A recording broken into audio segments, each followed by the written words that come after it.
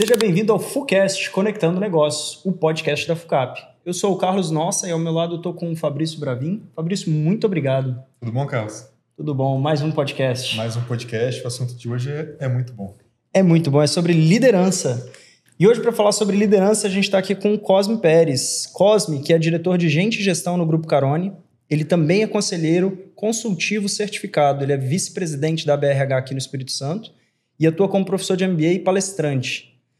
Ele tem uma visão clara de que negócios fortes se constroem com equipes fortes. Cosme é líder que conecta estratégia, cultura e pessoas no centro das decisões. Cosme, muito obrigado por estar aqui conosco. Obrigado por essa apresentação aí sobre mim. Muito obrigado. É um prazer estar aqui na FUCAP, no FUCast, participando e contribuindo aí com esse projeto. Maravilha. E esse descritivo eu acho que eu posso dizer que é uma visão do mercado para com você.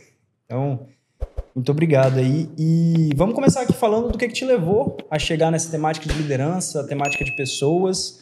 Foi algo que você foi construindo? É algo que você, desde o início da carreira ali, você falou, putz, é pessoas que eu tenho que lidar? Como é que foi tudo isso? Na verdade, eu, desde os meus 14, 15 anos, eu pensava em estudar psicologia, né? Então, o primeiro vestibular que eu prestei na minha vida foi para psicologia. Na época, eu prestei o vestibular para a Faculdade Federal. Eu era do interior, né? Passei na primeira etapa, não passei na segunda etapa. E aí eu acabei indo por um outro caminho muito diferente, né? E que tem poucas pessoas sabem disso, que eu tinha uma ligação muito forte com a Igreja Católica. E aí, num determinado momento ali na minha adolescência, entre o vestibular e escolher, né, fazer o pré-vestibular, continuar tentando aí o curso de psicologia, eu fui seguir, na verdade, o caminho de ser padre. Olha só! Essa é a novidade. Eu fiquei durante 6 anos no seminário, né, onde eu tive uma oportunidade fantástica de estudar filosofia, né? Então eu fiz 3 anos de faculdade de filosofia no seminário e fiz 2 anos e meio de teologia, né? E aí foi uma experiência que eu falo que muito do que eu sou hoje como líder e muito mais ainda como pessoa, eu devo a essa formação fantástica que eu recebi da Igreja Católica. E aí, no segundo ano e meio ali de teologia, eu tomei a decisão de sair, né, do seminário. Neste período, eu já estava cursando o curso de tecnólogo de RH, porque, muito embora eu tenha feito a filosofia e a teologia no seminário, eles eram cursos que, à época, não eram validados, reconhecidos pelo MEC, e eu tinha muita vontade de continuar estudando. Eu sempre fui uma pessoa que, desde a minha infância, que gostei muito de estudar. E aí eu pedi a autorização à igreja para que eu fizesse uma outra faculdade, para que eu tivesse um diploma de ensino superior que me permitisse depois continuar os meus estudos, né? Mesmo ainda, né, entendendo aí que eu seria padre, mas eu queria continuar estudando. E aí eu fazia teologia pela manhã e fazia tecnólogo de RH à noite. E o tecnólogo de RH foi muito engraçado, porque ele apareceu na minha vida como uma opção, assim, eu queria um curso superior. Então, primeiro, naquela época estava chegando em Vitória os cursos tecnológicos, né? Que eram de duração de 2 anos. Eu falei, bom, já que eu quero só pelo ensino superior, eu vou fazer esse que é 2 anos só, é mais rápido, vai me dar o diploma. E a escolha foi exatamente olhando as grades dos cursos que eram oferecidos naquela época. Eu olhei o de gestão de pessoas e falei assim, eu acho que isso aqui tem mais a ver comigo. Estou vendo aqui que fala sobre relacionamento humano, fala sobre clima dentro das empresas, fala sobre gestão de conflitos, porque no seminário, em toda a minha formação, esse lado, né, das relações humanas sempre esteve muito presente. Então foi escolha por eliminação ali de qual a grade que parecia mais comigo. E aí, 2 anos e meio depois, eu decido sair do seminário e falei, bom, e agora o que eu vou fazer? Estou aqui com um diploma de tecnólogo de RH debaixo do braço, vai ser por aqui que eu vou começar, né? E aí eu começo, primeiro como estagiário na área de RH, e dali eu nunca mais saí. Né? Nunca mais saí da área de gestão de pessoas. E depois, com o tempo e com a maturidade, eu consigo perceber, e aí eu vou chegar no fim aí da resposta da sua pergunta, eu consigo perceber uma conexão muito grande daquilo que me levou a entrar para o seminário, a vocação de cuidar das pessoas que me fazia lá na minha relação de adolescente e jovem com a Igreja Católica, de entender seguir a minha vida num projeto do sacerdócio, com depois a área de gestão de pessoas, que também é cuidar de gente, né? E que para mim também é um sacerdócio, para mim também é uma vocação. Né? Então, não distante, é uma outra forma de viver essa vocação, mas isso me faz muito pensar e acreditar que a minha missão aqui nessa vida na Terra é esse trabalho de cuidar de gente, de desenvolver pessoas, e que eu encontrei na área de RH, na área de gestão de pessoas, uma forma de viver isso. E olha que fascinante, porque eu, pelo menos, sempre achei muito fascinante. Você tira o cunho religioso, de fato, as crenças. A igreja é um dos maiores pontos de relação, sim, de liderança, que você mistura um pouco da oratória e como é que você traz o pessoal para a sua linha de pensamento. É um universo ali dentro, sim, de RH que não se estuda. Sim. Quando a gente pega as pesquisas, que a gente vai falar assim, vamos estudar as relações humanas e como é que isso pode ter impacto numa organização. Existe uma organização chamada igreja... Sim. Milenar, que, poxa, eles fazem isso com maestria em qualquer das religiões. Qualquer das religiões, independente da crença. Sim, e é exatamente por isso que eu falo que, independente também da questão religiosa, eu tenho uma gratidão eterna pela formação que eu recebi, né, na Igreja Católica, e que, como eu disse, me forja como a pessoa e como líder que eu sou hoje. Tem algum aprendizado que você tirou de lá que você leva até hoje? Aquele fio, assim, principal? Um fio principal? Eu penso que talvez seja exatamente essa questão assim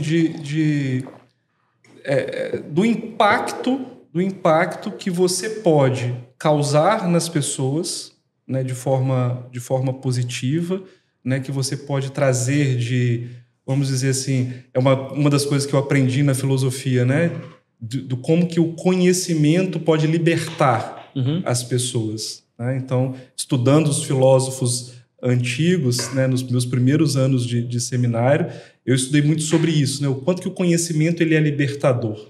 Né? Então, acho que talvez isso, assim, de pensar que hoje eu priorizo muito continuar sempre estudando. Eu falo que desde os meus 6 anos de idade eu não paro de estudar. Eu termino uma coisa e eu falo assim, agora eu vou dar um tempo, não vou estudar. Vou dar pelo menos uns 2 anos. Quando eu vejo, eu já estou matriculado em alguma coisa, estudando novamente. Então, eu tenho essa coisa do conhecimento como algo muito forte, mas de um conhecimento que tem que me levar para uma prática, que tem que me levar para fazer algo, para transformar algo. Então, acho que talvez esse seja o fio condutor aí dessa... Legal. Que fica disso, sabe? Foi um lugar onde eu tive Você imagina, um garoto com 18 anos, 17 para 18 anos, lendo Platão, lendo Aristóteles, né, que eu tinha que ler e reler 2, 3 vezes para conseguir entender alguma coisa daquilo ali.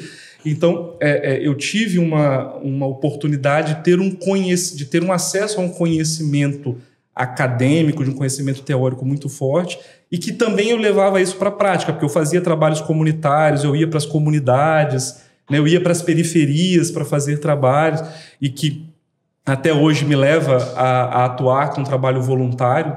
Né? Então, desde que eu saí do seminário, eu nunca parei de fazer trabalho social, trabalho voluntário, que é uma vertente muito forte e muito importante para mim também. Então, talvez acho que o fio condutor seja esse. É conhecimento, mas é um conhecimento que eu consiga levar para a prática e consiga levar isso para a prática de forma a transformar, a desenvolver, a transformar realidades, a transformar pessoas. Legal. Ô Cosme, filosofia, teologia, psicologia, depois o curso em RH... eu acho que tudo isso deu uma base muito boa para a sua carreira. Mestrado na FUCAP. Mestrado na FUCAP. Obviamente, isso não costuma ser o caminho comum de todos os profissionais, né? Principalmente passar pela igreja e tudo mais. E você citou aí uma característica importante para líderes, que é continuar atrás do conhecimento o resto da vida. Mas quais outras características ou soft skills, se você quiser citar, que você entende que são primordiais para a liderança? Para mim, assim, o que eu falo sempre, eu falo isso em aula, falo isso em palestras, em treinamentos. Para mim, existem duas que eu falo que são metacompetências de um líder, né? Que são aquelas competências que atravessam todas as outras, né? Autoconhecimento e inteligência emocional. Para mim, um líder que não trilha um caminho eterno de autoconhecimento e um líder que não trabalha também de forma eterna a sua inteligência emocional, ele está fadado ao fracasso no exercício da sua liderança, né? Porque todas as outras competências comportamentais que vão ser exigidas de um líder vai ter de pano de fundo esse autoconhecimento e a inteligência emocional. Então você fala, o líder tem que saber fazer gestão de conflito. Para fazer gestão de conflito, ele tem que ter inteligência emocional, ele tem que ter autoconhecimento. Um líder precisa ter bom relacionamento interpessoal. Ele precisa de autoconhecimento, ele precisa de inteligência emocional para ele conseguir. Então, qualquer competência que você me disser no âmbito comportamental, eu vou conseguir te mostrar que por trás dela ele precisa de ter autoconhecimento e precisa ter inteligência emocional. Então, para mim, essas duas elas são fundamentais e por isso que eu as classifico como metacompetências de um líder. Você acha que essas competências são treináveis? Ou há um pouco aí de característica pessoal, dom, enfim? Eu acredito que tudo pode ser aprendido, né? E quando a gente fala de treinável, a gente precisa também abrir um pouco mais o leque e não entender somente como um treinamento no sentido de um treinamento formal. Sim. Né? Então, se eu pensar, por exemplo, que uma mentoria é uma forma de treinamento, né? Se eu pensar que atividades práticas são formas de treinar, né? de estar em treinamento. Então, assim, pensar nelas como características, como competências treináveis, somente pensando num treinamento formal, de sala de aula, não. Mas pensar em treinamento de uma forma mais ampla, né, que envolve outras formas, outras técnicas, outras formas de treinar, eu acredito sim que elas possam ser treináveis. Minha pergunta, inclusive, porque tem aquela velha historinha, né? O cara tinha um ótimo vendedor, era o melhor vendedor da empresa, coloca a pessoa para ser o gerente de vendas e aí você perde um ótimo vendedor e ganha um péssimo líder. Então, essa habilidade precisa ser treinada ao longo do tempo também, né? Durante essa trajetória. Não é para você só pegar uma pessoa que se destacou tecnicamente e colocar no cargo de gestão. E aí a gente vai no velho e mais ainda sempre importante conceito de competência de Chiavenato, né? Que fala lá que a competência é o conjunto de conhecimento, habilidade e atitude. Né? Onde a atitude é o mais importante, que a atitude é o querer. Então não adianta a pessoa saber, que é o conhecimento, não adianta ela saber fazer, que é a habilidade, que é o H ali do chá, né? Do conhecimento, habilidade e atitude. Mas não adianta ela ter conhecimento, ela ter habilidade se ela não quer. Né? E aí isso me faz lembrar muito de uma história que eu vivi na minha liderança. Eu tive a oportunidade de ter uma colaboradora que ela se destacava muito. Ela era uma analista sênior na área de departamento pessoal e ela era até hoje, extremamente competente naquilo que ela fazia. E eu, naquele momento, queria investir nela para um crescimento como líder. Então, eu a chamei para conversar e propus a ela um plano de desenvolvimento onde falou, olha, você pode chegar a ser uma coordenadora, ser uma gerente de departamento pessoal. Vamos embora, que eu vou te ajudar nesse processo de desenvolvimento. Naquele momento ela falou sim e eu comecei a investir. E aí chega um determinado momento que ela virou para mim e falou, Cosme, olha, eu quero te agradecer muito por tudo que você está fazendo, está investindo, né, de tempo, de esforço nesse processo do meu desenvolvimento, mas eu não quero, não. Eu quero continuar sendo aqui especialista na área de departamento pessoal. Ela falava assim, quando eu penso que como líder eu vou ter que demitir alguém, Eu fico sem dormir, só de pensar que um dia eu tiver cargo de... Então, eu estou contando essa história para destacar assim, é preciso ter esse querer, né, do indivíduo. Não adianta o líder querer desenvolver alguém se essa pessoa não está no momento ou ela não quer. Ela quer traçar um caminho de ser um técnico, de ser um especialista. E vai ser muito bom, né, naquilo que ela faz. Né? E aí cabe às empresas também olhar para a carreira Y, né? Sim. Poder dar oportunidade se a pessoa continuar se desenvolvendo e crescendo dentro de uma empresa sem necessariamente virar líder, que é algo que eu ainda não consigo ver amplamente no Brasil. A gente tem muito ainda a evoluir. Então... A gente tem muito a evoluir em relação a isso, né? A gente vê que muitas vezes a empresa vai lá e promove a pessoa para um cargo de coordenador porque ela chegou no teto ali do analista, então não pode perder a pessoa, mas precisa dar um reconhecimento salarial e aí vê num cargo de liderança uma forma de reter, de segurar a pessoa e de dar um aumento salarial e muitas vezes comete um grande erro, né? Um grande erro, inclusive, que eu falo que é uma irresponsabilidade do RH, uma irresponsabilidade da empresa com a trajetória daquela pessoa, né? Sim. Porque é você colocar a pessoa num lugar para o qual ela não está preparada ou para o qual ela não quer estar. Então, é uma irresponsabilidade da empresa. E eu concordo com você de que no Brasil a gente ainda precisa evoluir muito nessa questão de outras trajetórias de carreira que não seja essa trajetória tradicional. Cosme, e aí talvez eu te coloque até na saia justa com essa pergunta. Vamos lá. Mas que dica, que recomendação você daria para os empresários aqui do Espírito Santo que estão numa situação dessa?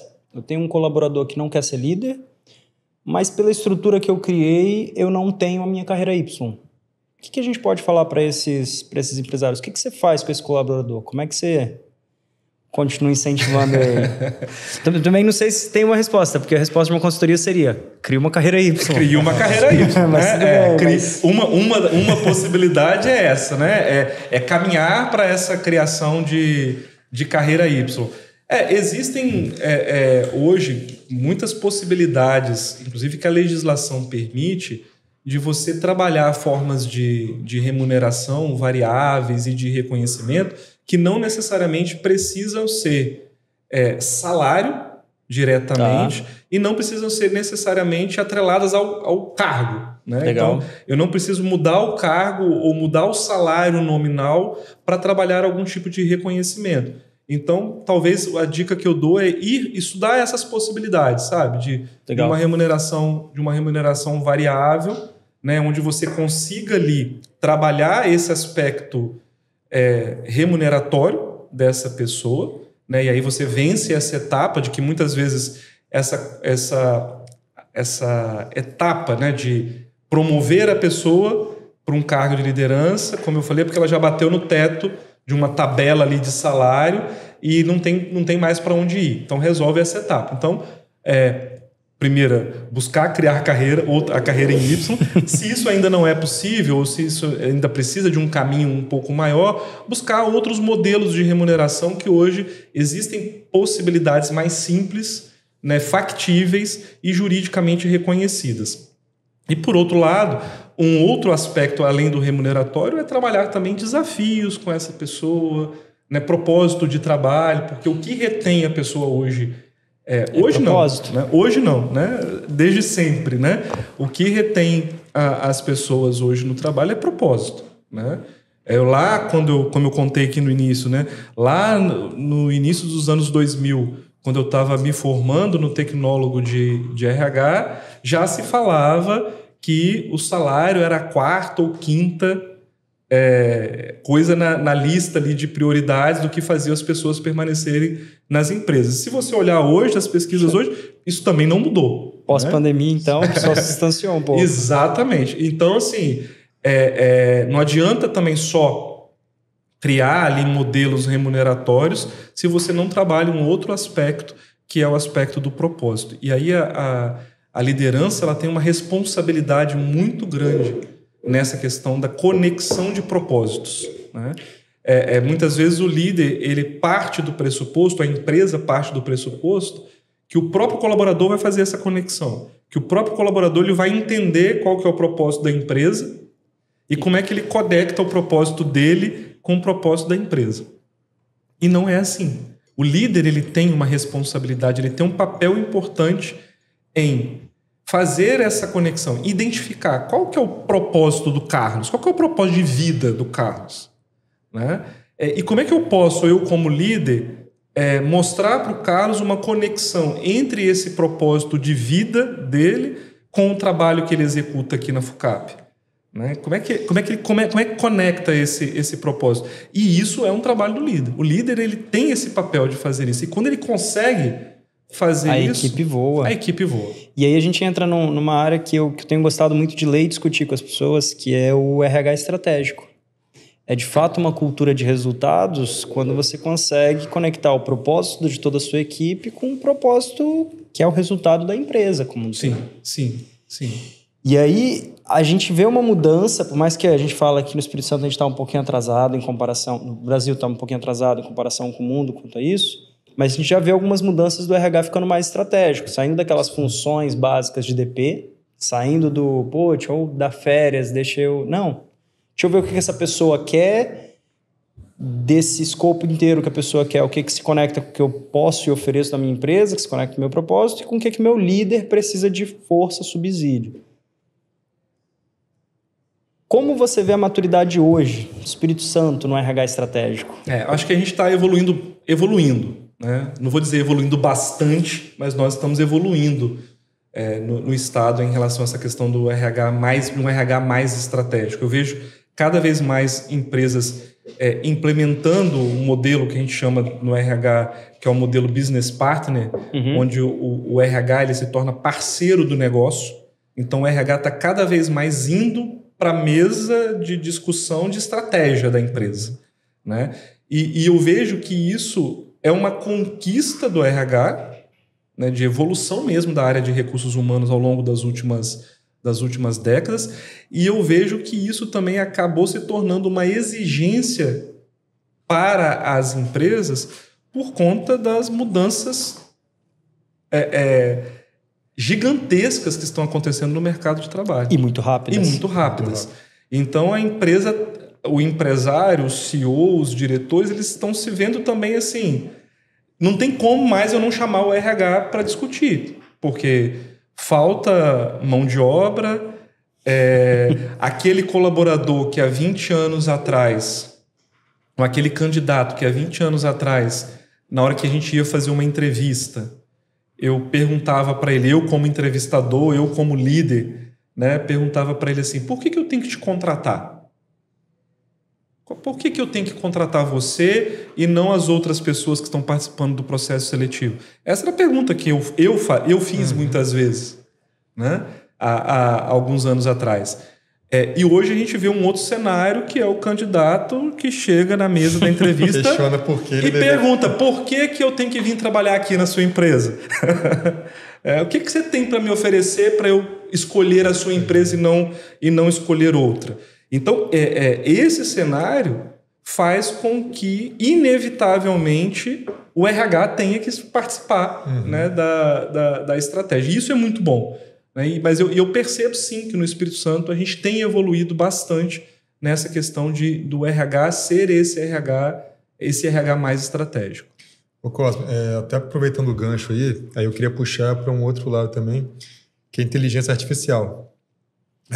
Você falou que a gente tem mudado muito o mercado ultimamente, a velocidade da luz, e a IA, que surgiu há pouquíssimo tempo, se a gente for colocar aí, já vem mudando bastante várias das profissões. Tem profissões que daqui a pouco não vão existir mais, outras vão se transformar, e há toda uma discussão em cima do que a IA vai roubar meu emprego, mas eu acho que já as pessoas começaram a entender que hoje em dia é muito mais alguém que sabe usar uma IA melhor que você vai roubar o seu emprego, Sim. não necessariamente a IA. E a IA, a inteligência artificial, ela é, na verdade, uma ferramenta tecnológica. E ferramentas tecnológicas, por padrão, costumam ficar na mão do time de TI, de tecnologia. Só que quando a gente fala de IA, a gente está dando ferramentas novas para esses profissionais. Então, talvez seja o caso agora também dos recursos humanos tomar frente disso e cuidar não só dos recursos humanos, mas até dos recursos artificiais. Tecnológicos. E ajudar as empresas e os profissionais dessas empresas a utilizar melhor essas ferramentas novas? Sim, eu percebo assim, tem tido cada vez mais nos fóruns de RHs, nos congressos de RH, nós tivemos agora, recente, o nosso congresso, né, da BRH Espírito Santo, onde eu sou vice-presidente, um dos painéis discutindo a questão de inteligência artificial. No Congresso Nacional de RH a gente discute inteligência artificial já há alguns anos. Então eu percebo uma preocupação da área de gestão de pessoas, da área de RH, de compreender mais sobre esse fenômeno, né, da inteligência artificial, para poder contribuir mais, né, com isso dentro das organizações. Mas eu entendo que sim, né? Acho que a IA ela tem que deixar de ser um instrumento da área de TI, né, para ser e ela na verdade assim, né, ela já está sendo utilizada na empresa toda.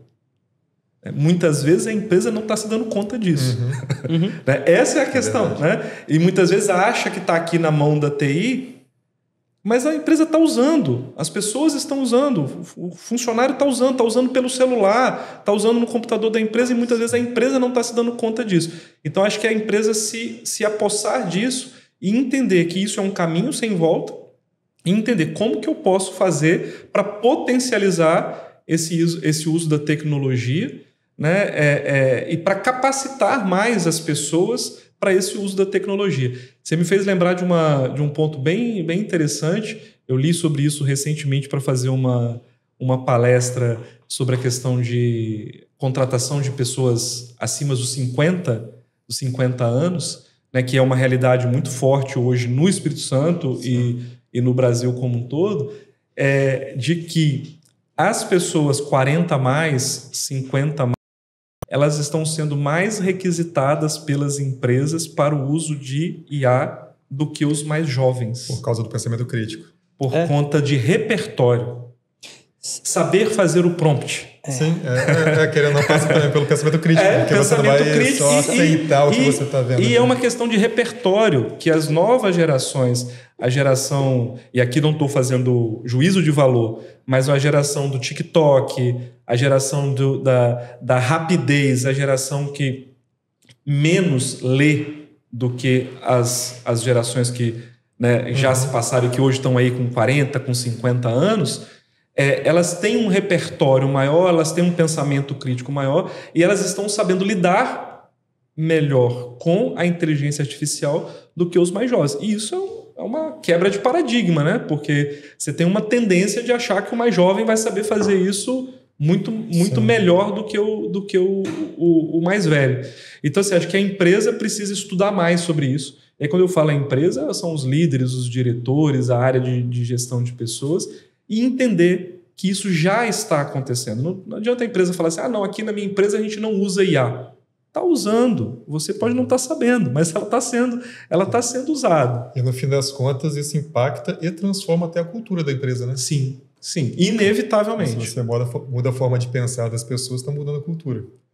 Tem muita empresa hoje, poucas ainda, mas cada vez mais, pensamento do IA first, né? Primeiro, vamos ver se a IA resolve. Se não resolver, a gente pensa em contratar alguém ou não. E eu te pergunto, você pode dizer alguma coisa? Não, pode perguntar. Qual o maior desafio agora de quem está à frente de gente de gestão igual você? É manter a consistência da cultura ou é engajar esses novos funcionários e essa nova geração? Na verdade, eu não vejo isso como duas opções. Quando você fala de cultura e de engajamento... O maior desafio está nessa... Essas duas coisas elas estão juntas. Essas duas coisas elas estão juntas. Você não consegue engajar pessoas se você não trabalhar a cultura. Né? Quando a gente fala de propósito, o propósito está conectado com cultura. Quando você fala de engajamento está conectado com cultura. Né? Então, acho que... e cultura vai na mesma linha do que a gente estava falando aqui da inteligência artificial. Né? A cultura, ela existe. A questão é, você vai deixar ela existir e ela acontecer por osmose, ou você vai fazer uma gestão intencional da cultura da sua empresa? Porque ela existe, ela está colocada, ela está posta. E não é que está na parede, né? Não é que está na parede. Não é que está na parede. Cultura, eu costumo dizer, eu resumo cultura em uma frase. Cultura é aquilo que você faz, aquilo que você repete e aquilo que você permite. É o que você faz, repete e permite. Isso é cultura, não é o que está na parede. É o que a liderança, é o que o CEO, é o que a empresa faz, repete e permite que aconteça. E isso está acontecendo. A grande questão é, você vai deixar acontecer ou você vai fazer uma gestão intencional dessa cultura? E aí, nessa gestão intencional, você pode, inclusive, transformar essa cultura, pode modificar essa cultura.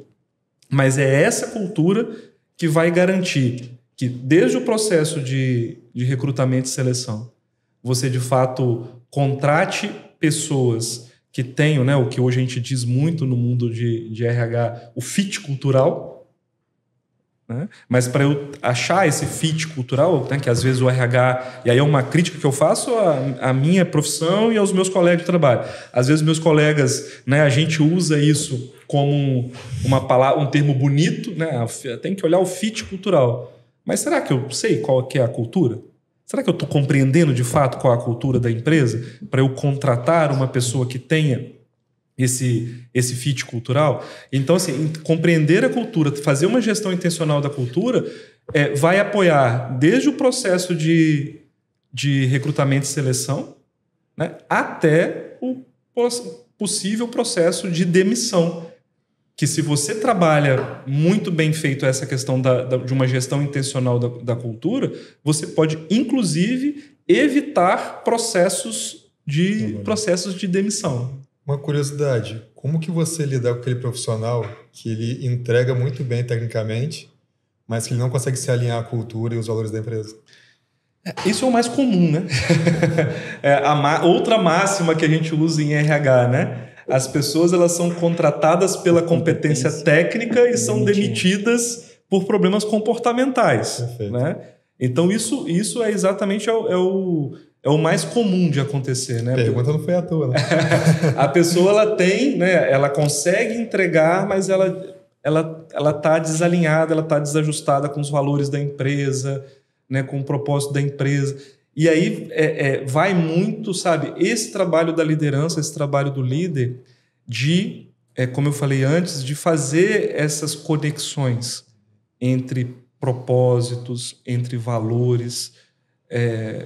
Eu vejo, e é uma crítica que eu faço a nós, líderes, e aí eu me incluo, né, porque eu também sou um líder hoje dentro de uma organização, a gente pouco fala e pouco conhece sobre os valores dos nossos colaboradores, das pessoas que trabalham comigo. As pessoas que estão na minha equipe. Eu sei o que é um valor para ele? Ou eu fico aqui despejando e repetindo o valor da empresa para ele? Uhum. Eu preciso entender o que é valor para essa pessoa. Se eu quero gerar essa conexão, eu preciso gastar tempo para conversar com ele, sobre a vida dele, sobre os valores dele, sobre os propósitos dele, até para que a gente chegue à conclusão de que não tem fit, de que não tem conexão. Né? E aí o melhor é, de fato, o processo de sair do processo de demissão. O problema é que a gente, muitas vezes, faz o processo de contratação e o processo de demissão sem olhar para isso. Né? Eu me lembro que, durante um tempo, durante quase 10 anos, aí, eu trabalhei na área de saúde. E uma das coisas que a gente trabalhou em cultura, quando a gente falava da cultura na área de saúde, no atendimento de saúde, é trabalhar a questão do cuidado, né? Porque o profissional de saúde é aquele profissional que cuida da saúde do outro, ele salva pessoas, né? Então, quando você começa a trabalhar isso como um propósito, isso ganha uma grandiosidade gigantesca. Né? E aí eu me recordo que a gente trabalhava, por exemplo, isso não só com técnico de enfermagem, com enfermeiro. A gente trabalhava isso com um profissional de TI, com um profissional do financeiro, de mostrar, olha, essa planilha aqui, isso aqui que você está desenvolvendo, esse sistema que você está desenvolvendo, salva a vida de pessoas. Esse controle que você está fazendo aqui, isso salva a vida de pessoas. Né? E lá no processo de recrutamento e seleção, a gente pedia ao candidato para ele contar uma história da vida dele, da vida pessoal dele, em que ele cuidou de alguém ou que ele foi cuidado por alguém. Legal. Então, assim, o cara vai trabalhar na área de TI, Mas eu queria saber, conta para mim uma história de cuidado, que você cuidou de alguém, ou que alguém cuidou de você. Como é que foi isso? E aí é aquilo que a gente de RH gosta muito de dizer, tinha candidatos, e eu tive a oportunidade de vivenciar isso, que começava a contar a história, se emocionava, o olho brilhava. Porque às vezes nem parou para pensar, né? E aí você colocou ele para pensar. Mas que e ele começa, desde esse momento, entender que isso é um valor para essa empresa e que tem uma conexão entre algo que é um valor para ele, de ter cuidado do avô, da avó, de ter cuidado do pai, de ter cuidado de um irmão, e que isso tem uma conexão com o que ele vai fazer dentro dessa empresa. E também é um momento que a gente enxerga qual que é o valor dele. Sim. Imagina nesse momento ele entrega que o valor dele de cuidar das pessoas é algo totalmente diferente. Sim. É aí que a gente realmente enxerga a lacuna. E aí, falando, por exemplo, da minha experiência atual, hoje eu trabalho numa empresa de varejo de alimentos, né? Estou no RH do Grupo Carone, e a mesma questão é trabalhar com o colaborador desde o processo de seleção, no processo de integração dele com a empresa, o quanto que nós lidamos no dia a dia, manipulamos algo que é sagrado, que é o alimento. Então, quando você faz isso, quando você demonstra que manipular o alimento é manipular algo que vai para a mesa das pessoas, das famílias, que vai sustentar famílias, você vai falar sobre as normas da NR12, né, que determina ali que, por exemplo, manipulação de alimentos pode isso, não pode aquilo. Você dá um novo sentido para as regrinhas da NR12. Mas que se você não trabalhar... E quando eu falo trabalhar, é porque isso dá trabalho mesmo, né? O líder trabalhar isso dá trabalho. Dá trabalho. Se você não conseguir mostrar essa conexão com um propósito maior, com algo que vai além de não poder usar um em gel para manipular um alimento, mas de mostrar qual é o propósito que está por trás disso, você está trabalhando cultura. E Cosme, pegando esse gancho até sua posição atual, o que a gente tem de melhores práticas que o Espírito Santo se beneficiaria de replicar do modelo que vocês têm lá no Grupo Carone? A gente tem hoje um modelo no Grupo Carone onde a gente tem feito um trabalho muito forte dessa questão cultural, né, da empresa, de resgatar os valores, né, da empresa. É uma empresa familiar, né, e de uma família com valores muito fortes, e esses valores, assim como todas as empresas familiares, eles acabam se misturando com os valores da empresa, né? Então, é o valor da família que vai para o valor do negócio, né? Então, esse resgate, né, dos valores da família, que são valores do negócio, e trabalhar uma estratégia de gestão de pessoas que lá nós chamamos de FIC, que é o foco integrado no colaborador. Então, trabalhar esse FIC é trabalhar o colaborador na integralidade da jornada dele dentro da organização, né? Então, desde o processo de seleção, né, até toda a caminhada dele dentro da organização. E isso passa por questão de segurança, isso passa por questões de saúde. Então, te dando um exemplo prático, né? Nós implementamos no Grupo Carone um programa chamado Programa Acolher, né? Então, muito antes da atualização da NR1, que trouxe aí a questão dos riscos psicossociais, nós implementamos um programa de acolhimento psicossocial, onde eu tenho um profissional da área de psicologia e profissional da área de serviço social para fazer acolhimento emocional e acolhimento social dos colaboradores. Nós trabalhamos no varejo com um grande número de colaboradores que são pessoas de risco social. Né?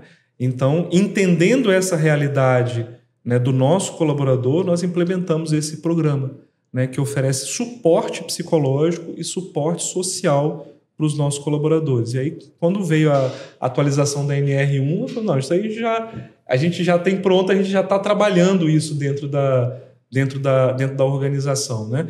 Então,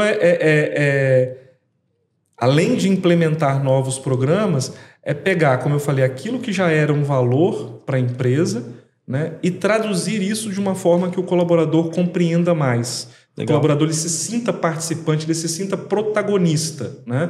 Se você olhar as nossas redes sociais, a gente tem uma rede social chamada Grupo Caroni, que é uma rede institucional. A gente tem a página comercial, né, que é o Caroni Online, o Sempre Tem, que são as duas marcas aí do grupo, e a gente tem uma rede institucional que é o Grupo Caroni.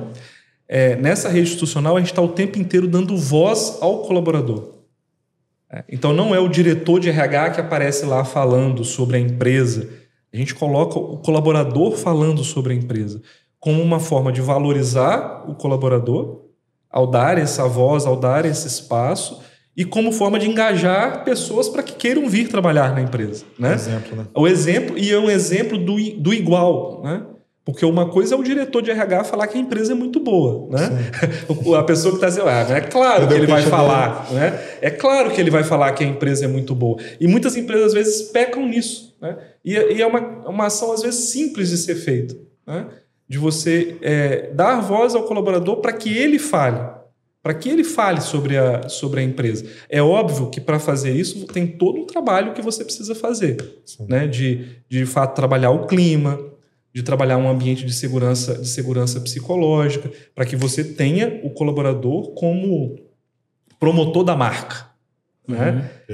Mas isso é uma estratégia que a gente tem utilizado dentro dessa macro estratégia que a gente chama de FIC, que é o foco integrado no colaborador, que é trabalhar esse protagonismo do colaborador, tanto internamente quanto para fora. Legal. O varejo é um dos setores, uma das áreas mais importantes no Brasil hoje, né?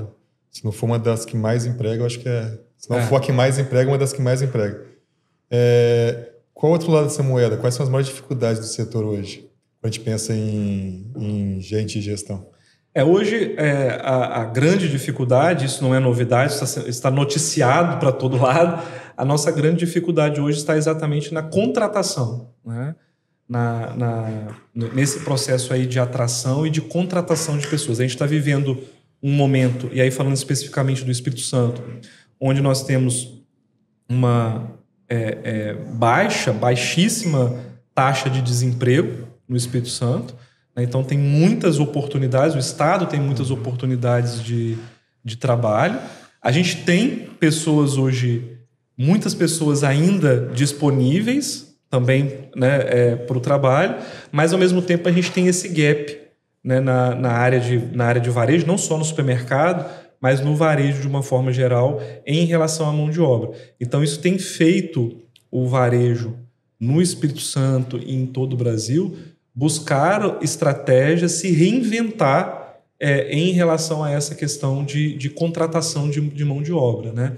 Então a gente vê, por exemplo, muitas empresas se abrindo para projetos de contratação de imigrantes, de refugiados, né? A gente vê projetos, por exemplo, de ressocialização, que é a contratação de apenados em parcerias com secretarias de justiça. Então, o varejo está tendo que se reinventar, de fato, porque diante de um cenário de múltiplos fatores, né, que vai desde a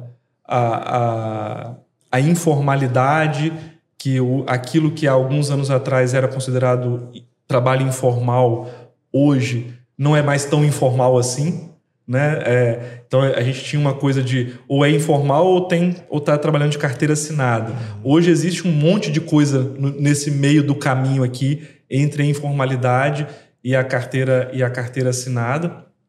Então existem múltiplos fatores que estão influenciando, a meu ver, essa questão da dificuldade do varejo de contratação e que está levando o RH, as empresas, a se reinventarem em relação a esse aspecto. Tem um ponto que você não trouxe, mas a gente já discutiu até algumas vezes aqui no Fullcast, né, Carlos?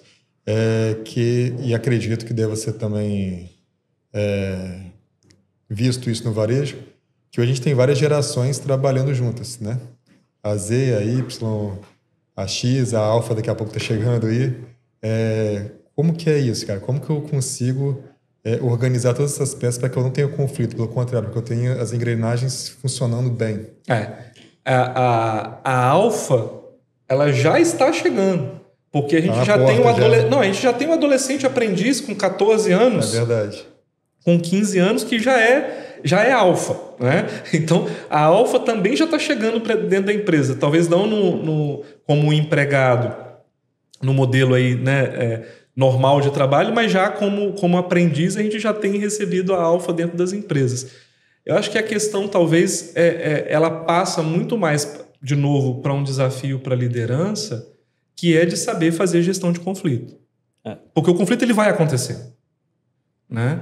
É esperado já. É esperado. Ele vai acontecer, né? Então, é a habilidade de saber fazer a gestão desse conflito. Você imagina no Grupo Caroni, por exemplo, a gente é uma empresa, um grupo que está aí completando quase 50 anos. Eu tenho colaboradores que trabalham na empresa há 35 anos. Estão na empresa, está lá trabalhando há 35 anos. E, ao mesmo tempo, eu tenho o jovem que está chegando com 18 anos, ou o aprendiz que está chegando com 15, com 16 anos. Uma certa ansiedade, inclusive, né? Ansiedade, imediatismo. Outra visão sobre carreira, construção de carreira, muito diferente das outras gerações, esse imediatismo. Então, tudo isso exige do líder saber fazer gestão de conflito. Porque o conflito ele vai inevitavelmente ele vai acontecer, né? E eu acho que o problema aí não está nem no conflito de gerações, porque isso também é um problema que já existe, só muda os parâmetros agora, né? A gente já teve essa briga de gestão de gerações, conflito de gerações na geração passada, vai ter nessa próxima, vai continuar tendo. Sempre tem uma nova geração. Mas eu acho que não o conflito das gerações, mas o líder saber lidar com a nova geração. Porque ele foi treinado na geração atual. E ele agora vai ter 2 ou 3 gerações na sua equipe. O grande problema é que assim, você tem toda a razão. Encontros de gerações diferentes sempre aconteceram. Mas o que tem de ímpar no momento que nós estamos vivendo é que são, por um conjunto também de fatores, 5 gerações ao mesmo tempo. 5 gerações ao mesmo tempo e com tudo acontecendo muito rápido. E que não é a geração mais sênior que está no comando em alguns casos. Então, assim, o grande desafio da liderança, e isso não é fácil, é esse. Porque aquilo que antes eram movimentos que iam acontecendo dentro das organizações e levavam anos e décadas para acontecer, agora acontece em meses, acontece em dias. Porque as gerações estão mais curtas também, né? Sim. Por causa dessa transformação toda que a gente vive no mundo. E eu acho que isso só tende a ampliar. Então, sempre você tinha tantas décadas de geração X, depois tantas décadas de geração Y. Agora, sim. mal saiu a Z, já está falando de alfa, daqui a pouco vai vir Daqui a pouco vai vir... Exatamente. Então, acho que o grande problema para nós líderes é pensar assim, justo no meu momento de liderança... Tá fácil. Chega a minha vez. Exatamente na minha vez tem que acontecer tudo isso ao mesmo tempo, né? 5 gerações ao mesmo tempo, passar por uma pandemia que faz uma reviravolta, né, nos negócios e faz uma reviravolta na forma como as pessoas lidam com o trabalho, na forma como as pessoas compreendem o trabalho. Quer dizer, a gente está vivendo um momento de muita transformação acontecendo ao mesmo tempo. E foi o que você falou. E a tendência é cada vez mais coisas acontecerem, mais mudanças acontecerem em um espaço menor de tempo. Você prevê uma radicalização aí em curto espaço de tempo do formato de trabalho que a gente vive hoje? Já tem algumas empresas que estão mudando sua forma de trabalhar, mas tende a demorar essas mudanças, né? Eu vejo assim, isso vai ser inevitável. A gente está caminhando para um momento, né? Falo de novo sobre essa questão do desafio de contratação. Eu falo sobre essa questão da mudança de compreensão de carreira, né? Das novas gerações que estão no mercado de trabalho. Então, eu acredito que será inevitável.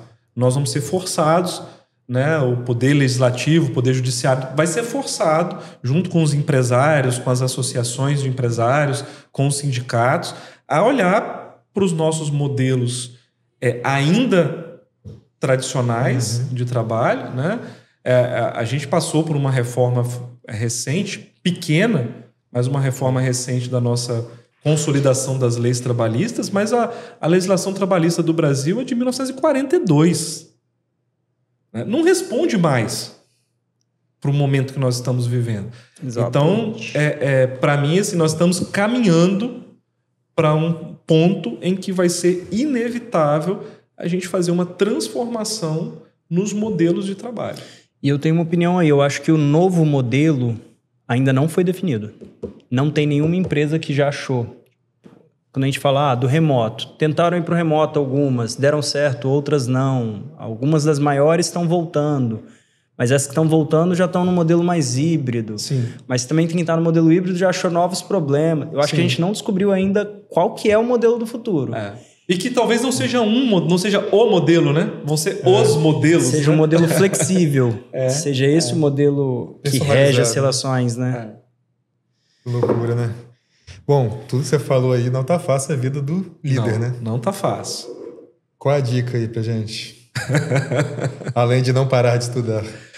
Acho que além de não parar de estudar, acho que o líder, ele precisa, diante de tudo isso que nós estamos falando, ele precisa cuidar dele mesmo. Né? As pessoas estão negligenciando a saúde, né? Sim. E aí, negligenciando a saúde de uma forma geral. Né? A gente tem falado muito sobre a questão da saúde mental, né, nas empresas. Né? A liderança ela é muito cobrada de acompanhar e de trabalhar as questões de saúde mental da sua equipe, mas o líder ele tem que ser o primeiro a trabalhar isso em si, né? A cuidar da sua própria saúde mental. E aí, quando eu falo da saúde integral como um todo, não é só a saúde mental, não, a saúde física também. Né? Então, eu vejo no meu dia a dia, na minha realidade, né, não só dos locais em que eu trabalho, mas dos líderes em que eu tenho contato, é que a gente tem negligenciado muito o autocuidado. Né? E aí, quando a gente não cuida da gente mesmo, não tem como cuidar dos outros. Né? Chega uma hora que a conta chega. Né? Então, para mim, acho que diante de todo esse turbilhão de exigências e de necessidades que tem hoje para o exercício da liderança, é preciso que o líder olhe para si mesmo e cuide de si mesmo, cuide das suas relações pessoais, cuide da sua saúde mental, cuide da sua saúde física, né? Aí pode ser que alguém que esteja me ouvindo, esteja nos vendo, esteja me ouvindo, vai falar assim: quando? Que tempo que eu vou fazer isso? Tem que bater meta. Quando que eu vou fazer isso? Tem que entregar o relatório. E aí é esse que é o grande X da questão, né? Porque a gente não encontra tempo para isso. E eu falo muito isso às vezes com líderes que eu tenho oportunidade de conversar, de dar palestras ou de trabalhar em mentoria. Na hora que o problema de saúde aparece, você vai ser obrigado a parar. Você vai ter que achar esse tempo. Esse tempo ele vai existir porque você vai parar e as coisas vão continuar. A empresa vai continuar, tudo vai continuar. Então essa ideia que a gente vai criando nesse mundo maluco de que não tem como eu parar, chega uma hora que a natureza te para. E aí pode ser tarde demais. Né? Então é preciso encontrar essas brechas, é preciso encontrar esses tempos e as empresas precisam olhar para a liderança. Né? Precisa olhar, as pessoas precisam tirar férias, as pessoas precisam descansar, as pessoas precisam ter tempo para cuidar de si mesmas, para que elas estejam aptas e prontas para gerar o resultado que a empresa precisa. No final do dia, é para o resultado. A empresa não tem que olhar para essa questão da saúde mental da liderança, para o autocuidado da liderança, porque ela simplesmente porque ela é boazinha, porque ela tem uma visão humanizada, não. Tem que ter uma visão humanizada e tem que ser boa. Mas isso, no final do dia, vai garantir resultado. E sim, é esse olhar que a gente precisa ter, né? O quanto que esse processo de humanização que a gente cobra tanto do líder em relação à equipe, ele precisa acontecer primeiro com o próprio líder. O próprio líder tem que ter um olhar mais humano, mais de compaixão para com ele mesmo. E a empresa precisa ter esse olhar em relação ao líder, para que eles consiga engajar mais, conectar mais propósito, trabalhar cultura, fazer tudo isso que nós conversamos aqui durante todo esse tempo. Vou aproveitar, desculpa, Casal, só aproveitar o gancho para quem está ouvindo o Fucast e quer se aprofundar mais, inclusive, no que o Cosme está falando. Tem 2 episódios recentes que a gente gravou, um com o Estênio Moura, sobre gestão do tempo e produtividade, e um com a Flávia da Veiga, sobre a ciência da felicidade. Eu acho que vale muito a pena ouvir esses 2 episódios, que complementa muito a fala aqui do Cosme. E até aproveitando, Cosme é um dos professores do nosso curso de liderança, o MBX. Isso. Exatamente no pilar de liderança. Então, você também ouviu tudo isso, você gostou. Vem conhecer mais desse curso, a gente tem o Cosme lá como professor e tem outras referências também nessa temática de liderança. Mas essa sua última fala, Cosme, me volta numa das primeiras falas que você falou, uma das primeiras falas que você trouxe, que é autoconhecimento e saúde e inteligência emocional. Uhum. É o cuidar de si mesmo antes de cuidar da sua equipe. Volta da mesma forma. Sim. Não é esperar que ele vai fazer a gestão de conflitos, não é esperar que o líder vai entregar todos os resultados, se o líder não foi pro autoconhecimento, se ele não está cuidando de si mesmo. Sim. Afinal das contas, tudo volta nisso, né? Sim, exatamente. E eu falo que esse caminho do autoconhecimento é um caminho que você começa e não para. Não tem um momento que você fala assim, agora eu estou pronto em relação a me conhecer como pessoa, me conhecer como líder. Não tem esse momento. A gente muda a cada dia, né? A gente evolui, né? E a gente se conhece cada mais a cada dia. Né? Então, é tirar um tempinho para isso, sabe? Para olhar para você mesmo, para se conectar com aquilo que você está sentindo. Né? A gente tem um paradigma também que é muito desumano em relação ao líder, é de que o líder não pode demonstrar o que ele está sentindo. Né? Porque se demonstrar o que você está sentindo é sinal de fraqueza. Mas ele sente. Né? É humano. Tem raiva. Tem momentos de frustração. Né? Então, como trabalhar isso, né, em você como líder, de perceber os seus sentimentos, perceber suas emoções, perceber, inclusive, momentos em que você pode demonstrar suas emoções. Por que não? Pode não ser adequado em todos os momentos, em todos os fóruns, com todas as pessoas, mas pode sim ter momentos, e é preciso, é saudável que tenha momentos que você, como líder, possa demonstrar o que você está sentindo. Né? Isso conecta. Porque o seu liderado, quando percebe que você é humano, né, que você também sente, né, que você também fica frustrado, que tem momentos que você também está com raiva, gera uma conexão maior. Uhum. Né? Então, o líder ele tem que sair desse auto-engano de achar que parecer aquele impassível, né? Aquele que não demonstra, é o que vai garantir a autoridade. Não é. Não é. Primeiro que a gente precisa garantir o respeito. Já foi muito mais do que a autoridade, a gente precisa garantir o respeito. E não é não demonstrando as suas emoções que você vai garantir respeito. Né? Então, quando você demonstra o que você sente, as pessoas vão olhar para você e vão muito mais se identificar, vão muito mais gerar conexão do que o contrário. Eu acho que a época do respeito imposto já passou. Já passou, agora já passou há muito tempo, conquistado.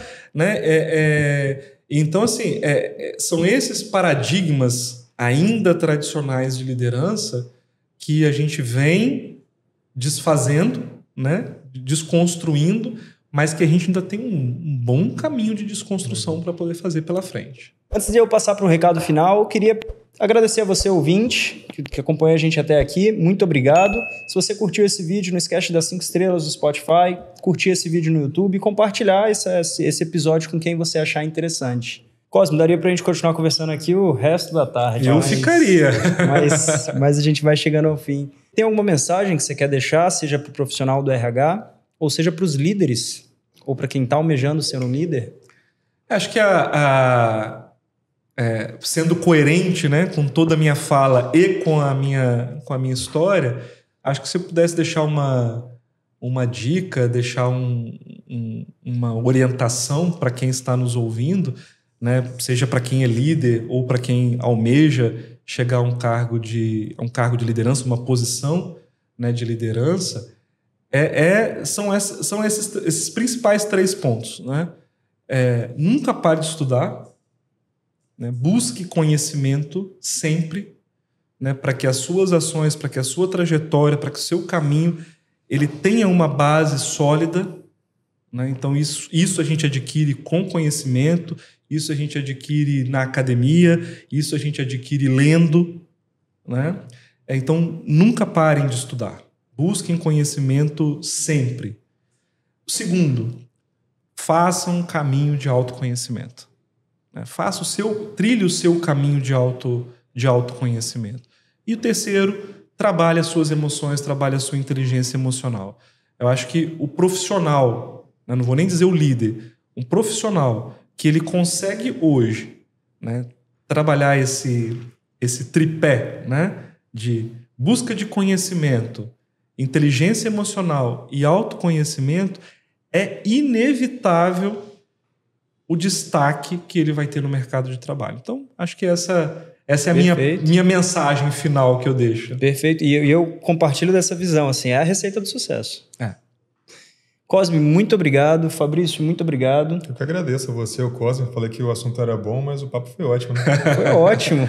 Não, e eu agradeço a vocês também, Fabrício, Carlos. Agradeço mais uma vez a FUCAP aí pelo convite. Né? Para mim é um prazer poder compartilhar a minha trajetória e a gente conversar aí sobre esses temas que para mim são muito caros e que, como eu falei no início, no final das contas se transforma naquilo que eu acredito muito como uma missão, né, de vida para mim, né, de poder compartilhar através da minha história, através do trabalho, né, o desenvolvimento das pessoas, o processo de libertação, né, a partir do conhecimento. E se você se interessou por esse curso, quando você entrar em contato com o nosso comercial, não esquece de falar que você veio desse episódio do FUCast com o Cosme, que é um dos professores, que você vai ter uma condição especial.